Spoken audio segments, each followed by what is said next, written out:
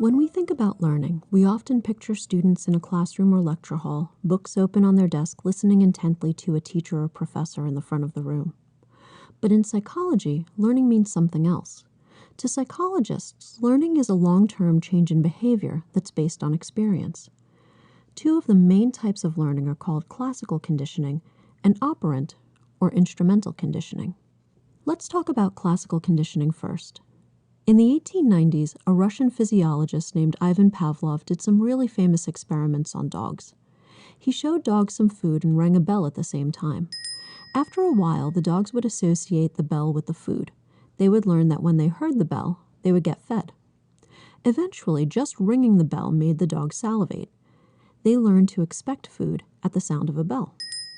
You see, under normal conditions, the sight and smell of food causes a dog to salivate. We call the food an unconditioned stimulus, and we call salivation an unconditioned response. Nobody trains a dog to salivate over some steak. However, when we pair an unconditioned stimulus like food with something that was previously neutral, like the sound of a bell, that neutral stimulus becomes a conditioned stimulus. And so classical conditioning was discovered. We see how this works with animals, but how does it work with humans? In exactly the same way. Let's say that one day you go to the doctor to get a shot. She says, "Don't worry, this won't hurt a bit," and then gives you the most painful shot you've ever had. A few weeks later, you go to the dentist for a checkup. He starts to put a mirror in your mouth to examine your teeth, and he says, "Don't worry, this won't hurt a bit." Even though you know the mirror won't hurt, you jump out of the chair and run screaming from the room. When you went to get a shot, the words, "this won't hurt a bit," became a conditioned stimulus when they were paired with the pain of the shot, the unconditioned stimulus, which was followed by your conditioned response of getting the heck out of there. Classical conditioning in action. Operant conditioning explains how consequences lead to changes in voluntary behavior. So how does operant conditioning work? There are two main components in operant conditioning: reinforcement and punishment. Reinforcers make it more likely that you'll do something again, while punishers make it less likely.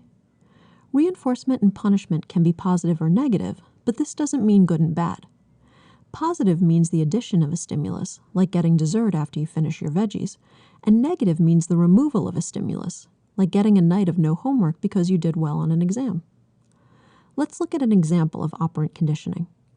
After eating dinner with your family, you clear the table and wash the dishes. When you're done, your mom gives you a big hug and says, "Thank you for helping me."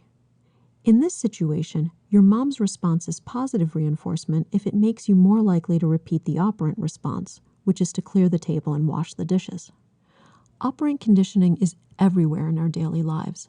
There aren't many things we do that haven't been influenced at some point by operant conditioning. We even see operant conditioning in some extraordinary situations. One group of scientists showed the power of operant conditioning by teaching pigeons to be art connoisseurs. Using food as a positive reinforcer, scientists have taught pigeons to select paintings by Monet over those by Picasso. When showed works of other artists, scientists observed stimulus generalization as the pigeons chose the Impressionists over the Cubists. Maybe next they'll condition the pigeons to paint their own masterpieces.